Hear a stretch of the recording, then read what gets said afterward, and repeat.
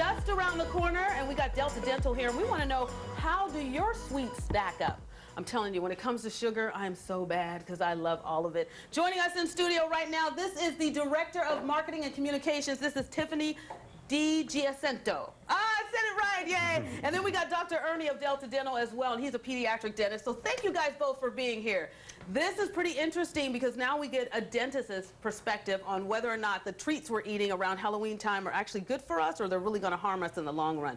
So Tiffany, let's start with you because I see that you have a nice display of some of the favorite candies I like to eat. So we're going to go from 1 to 5. You put them in order of the best to the worst. Okay, and I'm going to have Dr. Ernie help me with this because he's really great with this. But so one of the best candies that you can have is going to be xylitol sugar-free gum. Okay, and that would be the Trident, correct? Uh-huh. Yep. Yeah, so not only does gum try to have no sugar, it also, when the chewing process increases the saliva flow, and that'll help get sugar off your teeth. Okay. And what about these? These are always fun for kids, the little dipping sticks. These are bad too? They're actually not as bad as you'd think. Yes, they're pure sugar, but they don't stay in your mouth very long. So especially if you can get them in the sugar straw form where you just throw them back and they're not touching your teeth for very long. That's the key. That's the key. Not to touch the teeth. Chocolate, it looks like it's in the middle, so we're doing like halfway good with the chocolate. Is that what you're saying with this? Chocolate's actually great.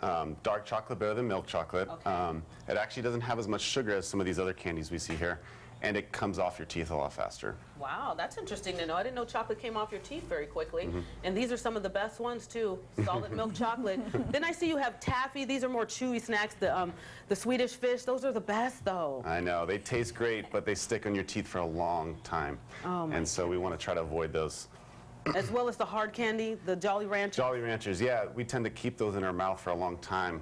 It dissolves slowly, and all that sugar on the teeth for a long amount of time is going to increase the cavity forming process. Okay, so these are some alternatives that people need to know about.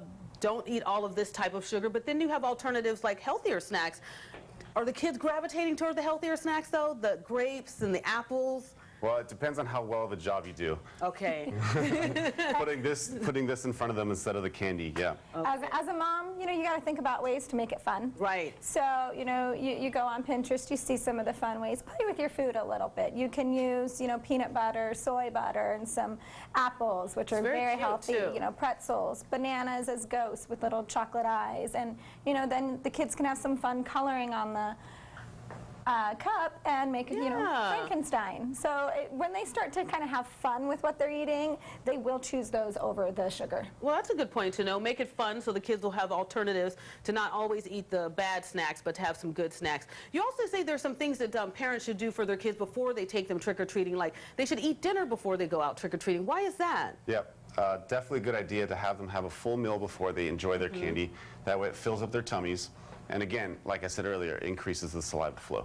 And in drinking a lot of water, something that a lot of kids don't do on the regular basis, that also helps? Yep. Water, definitely a great idea to help dissolve all that sugar that's sitting on their teeth after they enjoy the candy. And if they do indulge in too much candy, what are the tips for brushing? Because I see you brought this big toothbrush, so what is the tips for brushing?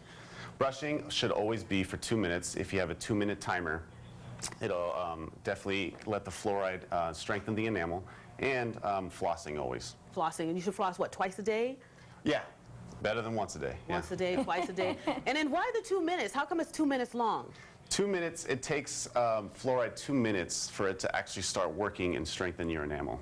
You guys have been fantastic. Great tips to know. So in case you don't want to indulge in all this sugar, get some healthy snacks and they'll make those cavities go away.